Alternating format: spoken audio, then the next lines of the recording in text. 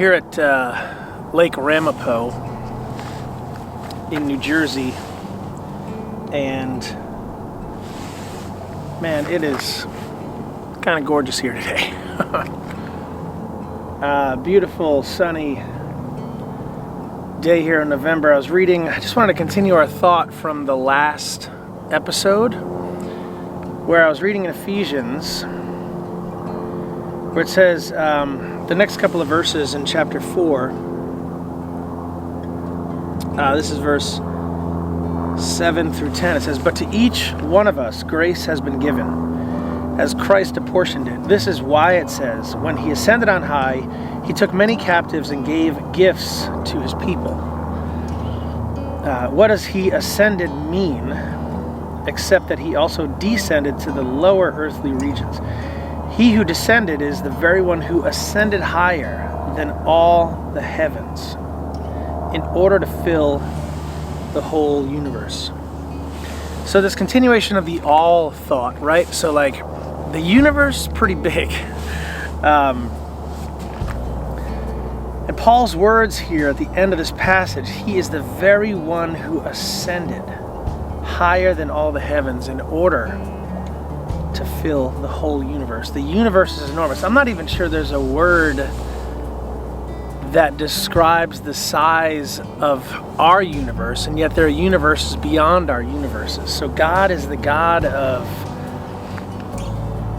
this universe for sure, and then on top of that, like universes beyond this universe. So those are just enormous, like enormously big thoughts, right? To think that God made this, right? This is absolutely gorgeous here, but then this is like a little, I don't know, 8 or 9 or 10 mile wide lake.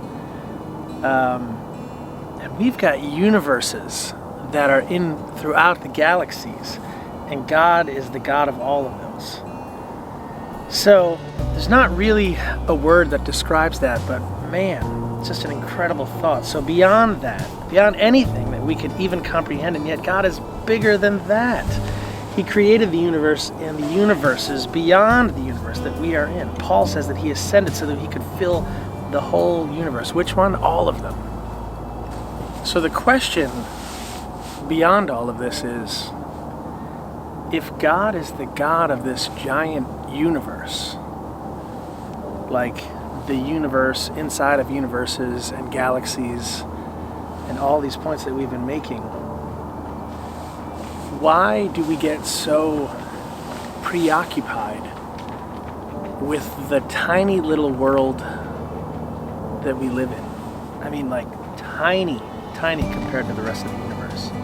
There's this great, giant, huge world and life outside of our own.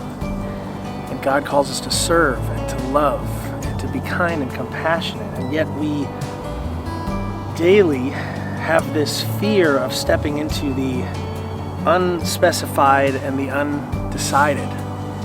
And yet God is saying, hey, I'm with you, I'm walking with you. So let's take just a little step into the unknown.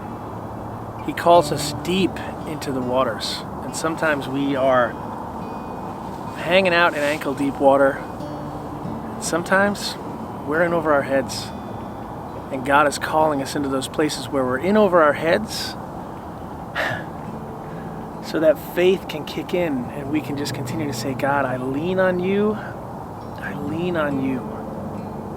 So today, there's an undecided and unspecified world out there. And God is calling you and me into it. So jump, take the leap. And God, we welcome you into this unknownness, if that's even a word, of our lives. We thank you for it. All right, guys, thanks for tuning in. We'll see you on the next one.